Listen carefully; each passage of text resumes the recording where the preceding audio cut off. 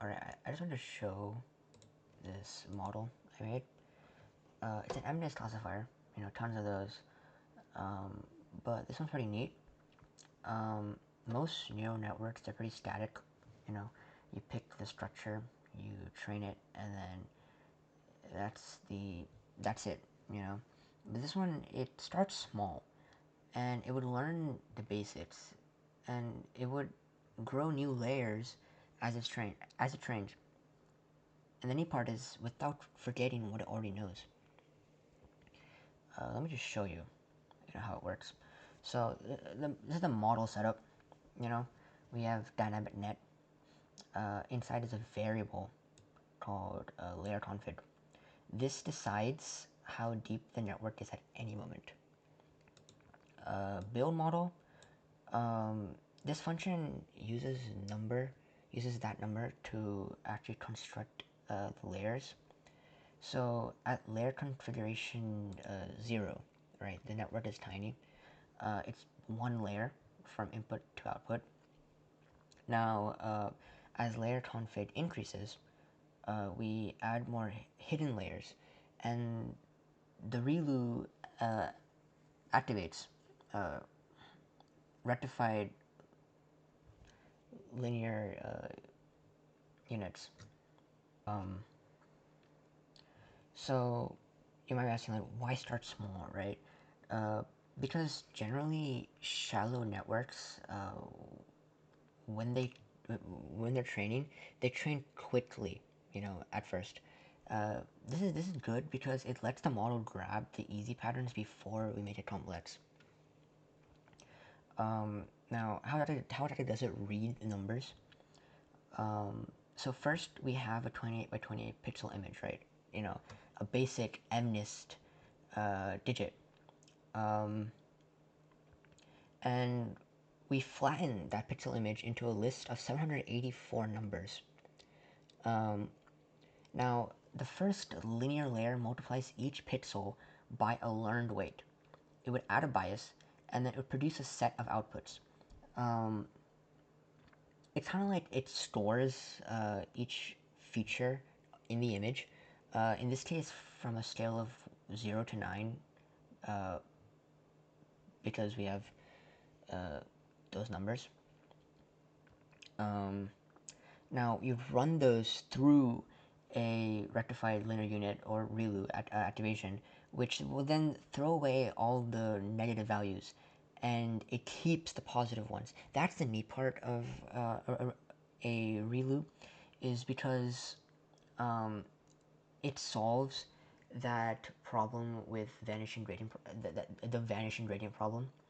So it's computationally efficient in a sense. So because of this, the network it lets the network learn non-linear patterns.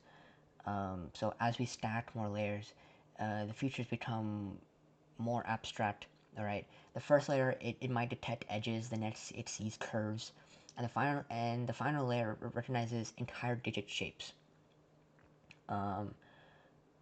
At the very end, the output layer it would produce 10 numbers.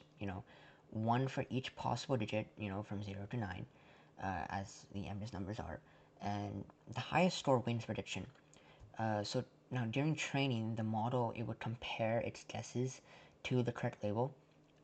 Then it would calculate the error, and then it adjusts its weights, so it's less wrong next time. That's the entire cycle and how it works. So the coolest part, to me, I guess, is the add layer method. So whenever this is called, the model it would save all of its current weights. Then it increases the layer config by 1, and it rebuilds itself with more layers. Then it reloads any weights that still match to the new structure. That way, any knowledge it has, it isn't lost. It just gains an extra capacity to learn more.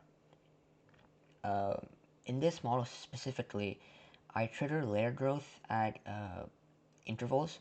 So at epochs 2, 5, and 8, I think, and it gives enough time so that the model has time to adapt between quote unquote upgrades, you could say. Um, No, I mean, we already know that for the data set, I'm using MNIST data. What I've done is that I've split it into 60,000 handwritten digits for the training, and then 10,000 for testing. I'll get to that later, sorry. Now, we have here transform, right? Transform, basically, it converts each image to a tensor, and then it would normalize the pixel values, so it's easier for the model to work with. I also split off part of the training sets as data for validation, so I can check how well it's doing without touching the data set, the test set at all.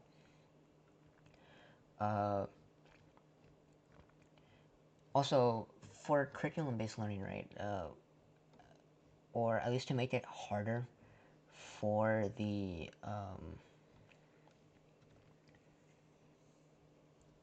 model, I added Gaussian noise to it.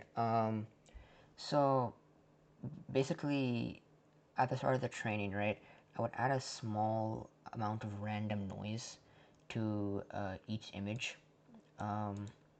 And this makes the training slightly messy at first and a bit harder, actually much harder for the model. This would force the model to learn more general patterns instead of memorizing perfect digits. To also trick the model more, I would decrease the noise over time. So it would start off with challenging inputs and then it would end off with clean ones gradually.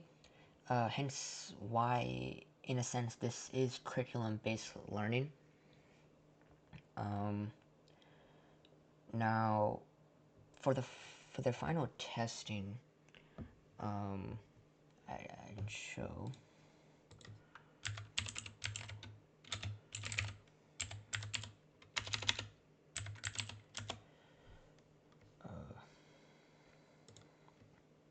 All right. So I have a GUI. This is made with tkinter. Train the model, so you can easily see, so you can see the noise it has before. And when you notice how the accuracy, it's pretty unstable at times.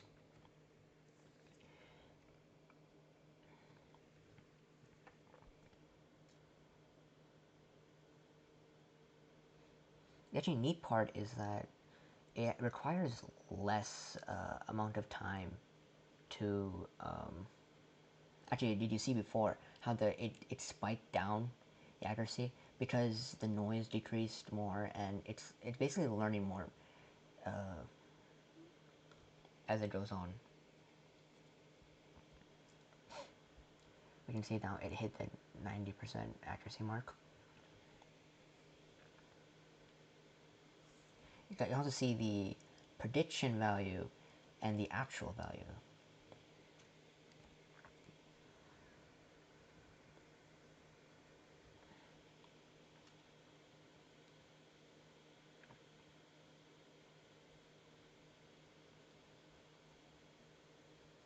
Quite an awkward moment of silence. Oop, it went down to 6%.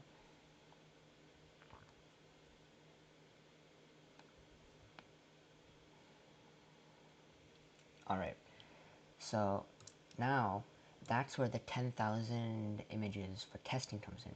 So basically, all the digits that were tested here, they're digits that it learns.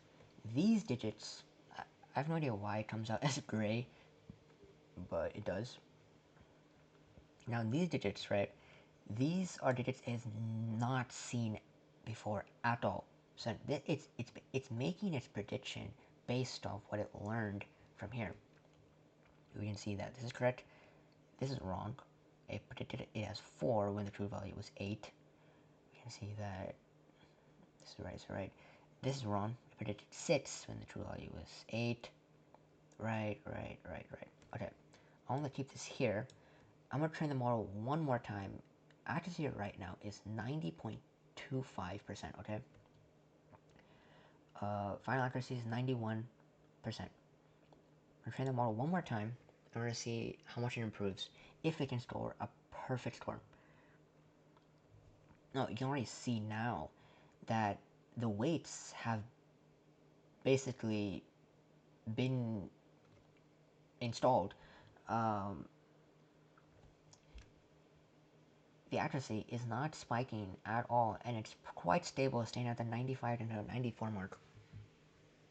Before, you would see some spike going to the 70s or 60s, or even like, you know, the 3 mark or 5 mark. Here, it's at epoch number 5 and has not gone below 90%.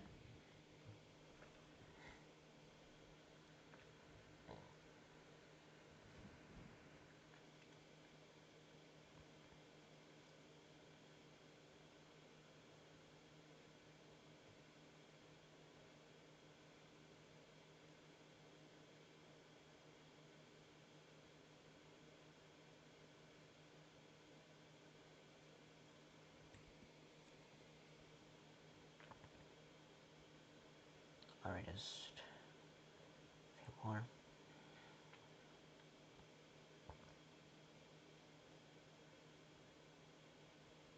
Last one.